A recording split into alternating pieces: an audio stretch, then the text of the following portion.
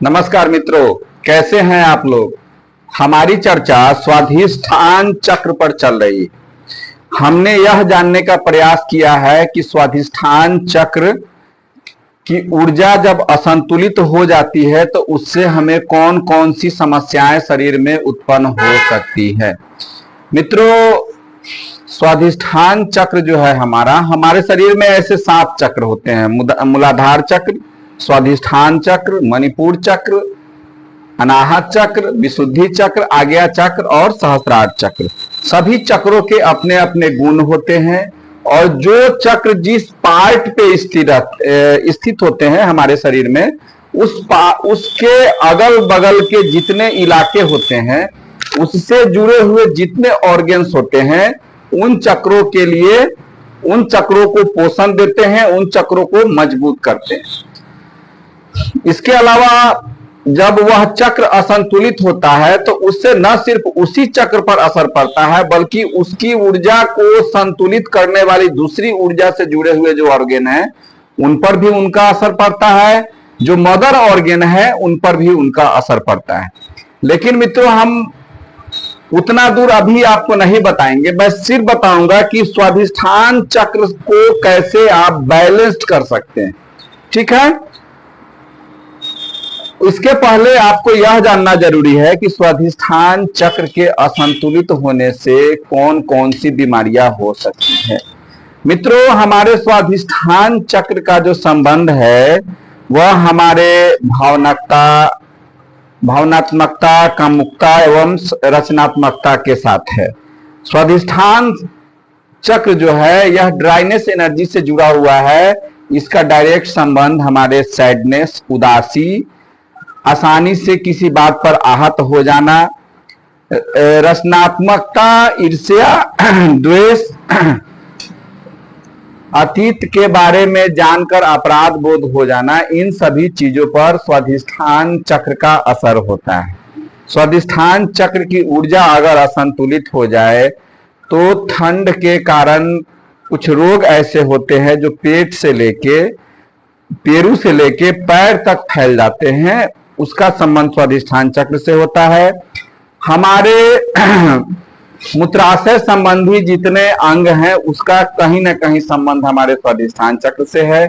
जननेंद्रिय part चाहे पुरुषों का हो या स्त्रियों का, उसका संबंध कहीं ना कहीं स्वाधिष्ठान चक्र से है। पेरू का संबंध स्वाधिष्ठान चक्र से है। इसके अलावा मूत्र संबंधी अगर कोई समस्या उत्पन्न होती है उसका संबंध हमारे स्वाधिष्ठान चक्र से है। नाभि के चारों तरफ अगर किसी प्रकार की समस्या उत्पन्न होती है उसका संबंध हमारे स्वाधिष्ठान चक्र से है। भूख कम लगना या भूख बहुत अधिक लगना, पतला दस्त होना, कमजोरी, सुस्ती, थकान, चिंता, भय, इन सबों के लिए जिम्मेवार हमारा स्वाधिष्ठान चक्र है। हाथ पैर का सुन्न हो जाना, चिंता, भय, कमजोरी, कमजोर आवाज होना, वजन गिरते जाना, नाभि के चारों तरफ ठंडक तथा दर्द, इन सबों का संबंध स्वाधिष्ठान चक्र से है। पेट में अल्सर, गुड़गुड़ाहट, लू लगना, कब्ज, अनिद्रा, बेचैनी आदि बहुत सारी समस्याएं हैं जिसका संबंध हमारे स्वाधिष्ठान चक्र से है। बड़ी छोटी आंत में अगर किसी प्रकार की समस्या हो जाती है तो समझिए कि स्वाधिष्ठान चक्र की ऊर्जा को संतुलित करके ठीक किया जा सकता है। नाक से रक्त आना, गर्म लहर चलना पूरे शरीर में, गला का कोई रोग हो, उसमें स्वाधिष्ठान चक्र की ऊर्जा को संतुलित करने से वह रोग धीरे धीरे कंट्रोल हो सकता है। सबसे पहले जब हमें बीमारी कोई होती है तो हम डॉक्टर के यहाँ जाते हैं, डॉक्टर दवा देते हैं, उसको खाते हैं, ठीक हो गया तो कोई बात नहीं। बहुत सारे ऐसे रोग होते हैं कि दवाओं का कितना भी अधिक सेवन कर लीजिए नहीं कंट्रोल में आते हैं। वैसी स्थिति में अगर हम समझ जाते हैं कि इस इलाके में हमारी यह बीमारी हुई है और उस इलाके का संबंध हमारे इस चक्र से है, उस चक्र की ऊर्जा को जैसे ही संतुलित करेंगे, आपके देखिएगा धीरे धीरे जिस बीमारी से आप जुड़े हुए हैं, आपको दिक्कत है, वह बीमारी कंट्रोल होना शुरू हो जाएगी।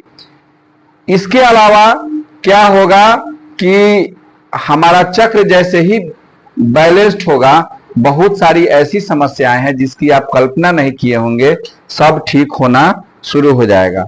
मित्रों, स्वाधिष्ठान चक्र को बैलेंस करने के लिए हम क्या करते हैं कि कुछ ऐसे बिंदु हैं जिसका प्रयोग अगर हम साथ में करते हैं, जिसका प्रयोग हम करते हैं, उसमें देख लीजिएगा, ये हमारा स्टार मैग्नेट है, ठीक है, इसको क्लस्टर बोलते हैं, इसमें 6 स्टार बना हुआ होता है। इसको क्या करते हैं, एक पेपर टेप पर ऐसे चिपका लेते हैं, ठीक है। चिपकाने के बाद ये हमारा स्वाधिष्ठान चक्र का कॉरस्पॉन्डेंस है।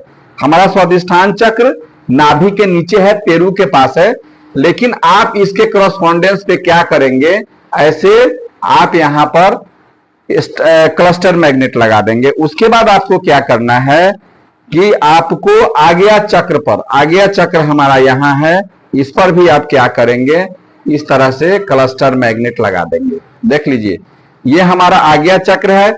अब भाई जब हम स्वाधिष्ठान चक्र को संतुलित कर रहे हैं तो आज्ञा चक्र पर क्यों लगाना, तो ड्राइनेस एनर्जी है स्वाधिष्ठान चक्र का और इसको हीट एनर्जी कंट्रोल करता है। तो जब हम किसी ऊर्जा को संतुलित करते हैं तो उसके कंट्रोलर को भी संतुलित कर देते हैं ताकि इसकी ऊर्जा पूरी तरह से बैलेंस्ड हो जाए।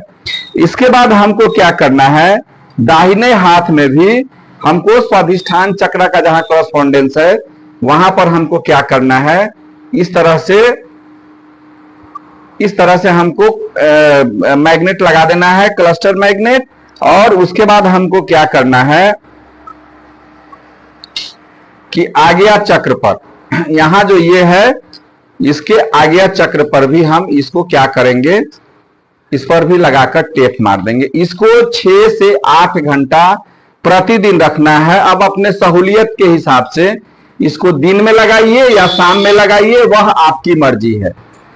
जैसे ही यह चक्र संतुलित होगा, समझिए कि न सिर्फ आपकी शारीरिक बीमारी इससे कंट्रोल होगी, इससे एक आध्यात्मिक शांति मिलेगी, अपने आप को समझने का मौका मिलेगा, अपने आप को कॉन्फिडेंस में लाने का मौका मिलेगा।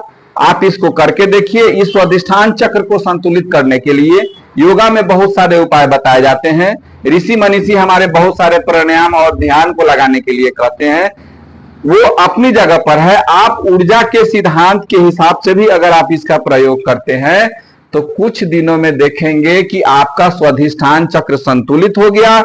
और जैसे ही स्वाधिष्ठान चक्र संतुलित हो जाएगा, आपकी बीमारियां कंट्रोल होना शुरू हो जाएगी। हमारी ऊर्जाएं जो है वह शरीर में दोनों तरफ से चलती है, बाइलेटरल चलती है, लेफ्ट साइड में भी चलती है, राइट साइड में चलती है। इसलिए हम लोग क्या करते हैं कि दोनों हाथों में इसका प्रयोग करवा देते हैं, इसको लगवा देते हैं, ताकि ऊर्जा का प्रॉपर संचरण होते रहे और कहीं से ऊर्जा में कोई रुकावट नहीं हो और हम धीरे धीरे निरोग होना शुरू हो जाए। आप इसको करके देखिए, क्या रिजल्ट मिलता है मैं आपसे जानने के लिए उत्सुक रहूंगा। तब तक जय हिंद, जय भारत।